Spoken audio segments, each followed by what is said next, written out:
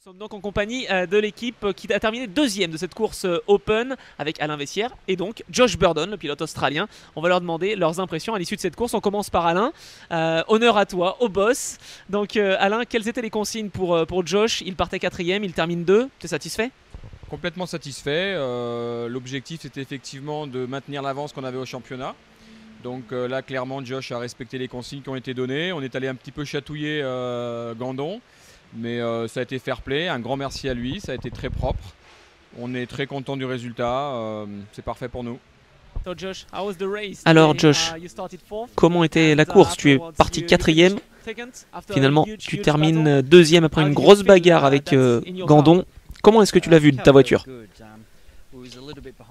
La voiture était vraiment bonne. On n'était jamais venu en fait sur ce tracé. On était plutôt sur des tracés comme Nogaro, stop and start, hein. Accélération, freinage. Ici on atteint des vitesses de 280 km/h. Mais bon voilà, il faut absolument construire une confiance. J'ai pas fait d'erreur pendant toute la course. Je partais quatrième, c'était un peu difficile au début. Ouais, au premier virage, c'est sûr que j'ai essayé bien sûr de dépasser mes adversaires, mais c'était plus difficile. Et puis je l'ai poussé toute la course, Anthony Gandon, une fois que j'étais deuxième. Mais bon, il était très fair play, hein, donc je dois le dire. Donc vraiment c'était beaucoup de fun.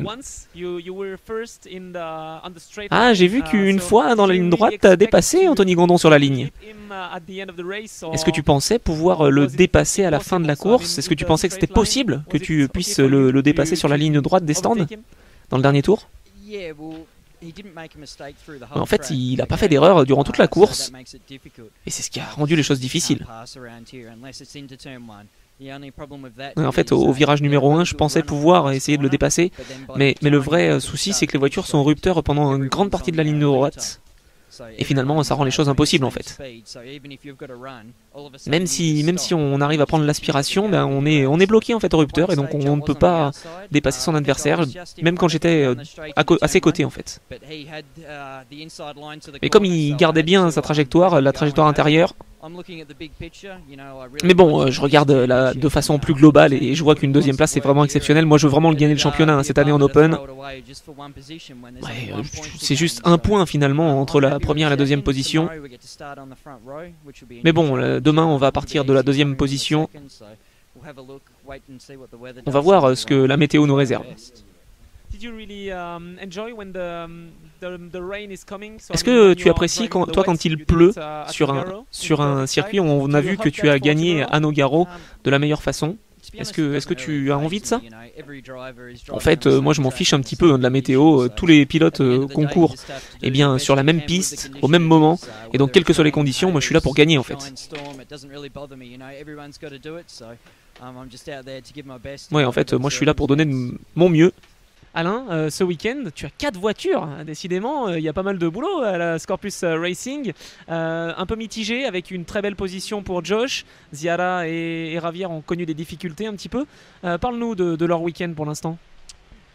Oui, un team qui est de plus en plus international puisque ce week-end sur la 4e voiture, on a donc un équipage brésilien. On a aussi le frère d'Enzo Pastor philippin, donc on a peut-être presque toutes les nationalités au monde pratiquement. Plus de 2 féminines, les 2 seules féminines de l'épreuve, donc écoute, ça se passe toujours bien, c'est Scorpus. Ensuite, oui, le week-end de Ravière est un petit peu plus mitigé. Bon, je pense sincèrement qu'il faut que les garçons ils regardent dans leur rétro, il faut que ce soit beaucoup plus propre sur la piste parce que clairement, Ravière, il peut rien faire. On lui plombe sa course, c'est juste pas normal. Donc il faut absolument là-dessus que la direction de course fasse son boulot parce que je pense que la course de Ravière, elle a été dynamitée et ça, c'est pas bon. Voilà. Après, Sailech continue d'apprendre la voiture et la piste. Circuit difficile, Dijon. Donc on a vu, il était un petit peu chaud. Il a oublié de freiner au bout de ligne droite. Donc c'est le métier qui rentre pour Sailech. Mais bon, après, on a la même chose effectivement, mais en pôle inversé sur Ziara, puisqu'on a le même profil de pilotage. Et puis après, la numéro 19, Nicolo, première course vraiment avec 100% Scorpus. Donc c'est un pilote qui va bien, qui va vite, bon feeling.